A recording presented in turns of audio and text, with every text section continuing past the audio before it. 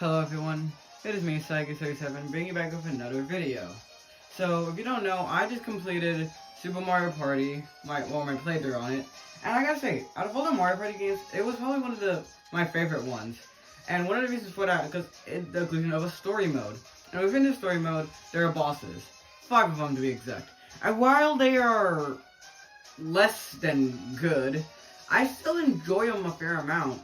So today, we're going to be ranking every single boss in Super Mario Party Jamboree.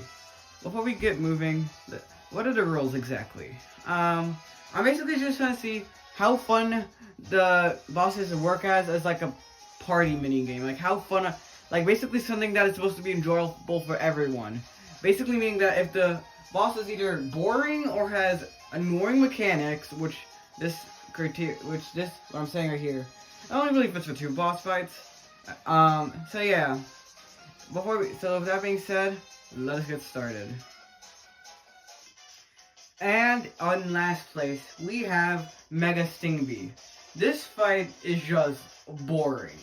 So all you gotta do is just ground pound on its head, and that's it. Well, and it only has one attack, that being moving back and forth. That is the entire boss fight. And they might think, oh, well, does anything change in Phase 2? Yes, one thing does. It gets rid of the 2 top platforms and starts spawning in regular Stingbees.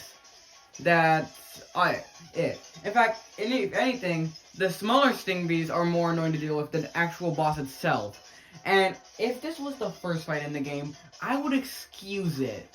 I mean, like, first boss fights are meant to be simple. But no, this is the second fight in the game. And when there's only 5 fights in the game, you should expect the difficulty to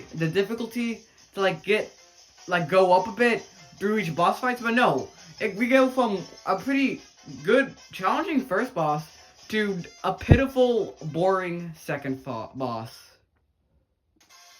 Next up, we have the boss Sumo Bro. So we go from a very easy boss very easy and boring boss, I should say, to a very difficult and annoying boss. With the only reason that this being higher is because this is the penultimate boss in the game, meaning it has a small excuse for being hard.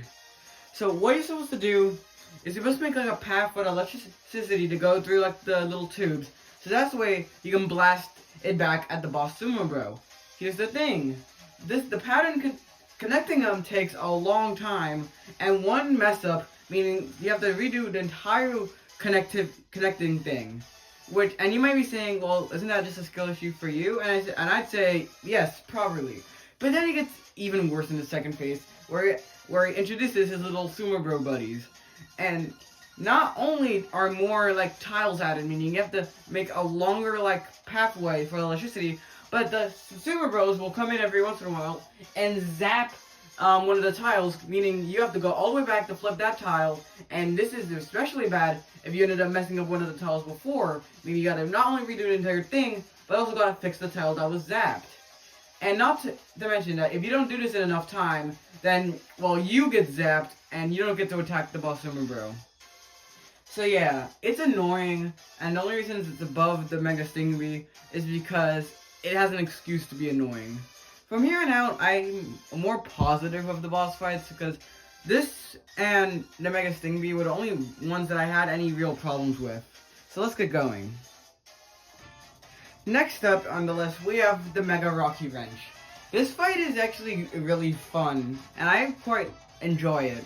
So what he'll do is that he'll go through the airship, popping up from these little manholes, and you gotta shoot him with the cannons. But every once in a while, he'll call in some smaller Rocky Wrenches that throw wrenches at you that you gotta shoot in order to destroy them.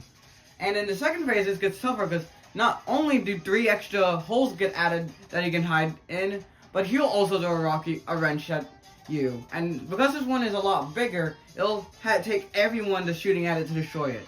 This fight is very engaging, and I find it fun. But the reason it's like in the middle is because it is easy. Not Mega Stingbee levels of easy. No, that one was just like pathetic. This is actually kind of fun to do. And also bonus points for having pretty much the best boss theme in this game. Like, oh my god, I love it so much. At number 2, we actually have the first boss in the game, that being Dragon Eel. I'm not the only one who's probably surprised to see the first boss fight in a game get this high, but that's just how good this fight is and how bad the other boss fights in this game are. So what you gotta do is you're gonna be collecting shells while having to dodge urchins and Cheep Cheeps that the Dragon Eel summoned. Then it'll cause a whirlpool that you have to avoid unless you want to get sucked underwater. Before jumping out, that way you can throw shells at it and to deal damage at it. Whilst this seems simple, it is probably it does actually get very difficult, especially during the second phase when there's a lot more urchins. Not to mention that the whirlpool covers like a fourth of the screen, meaning you gotta dodge that as well. And it's just fun. It's like the setting of it, it's just a really fun fight. And again, the music is very good. Not as good as the Mega Rocky Wrench theme. I like that one more, but I like this one as well. But I think we can all tell who gets first place here.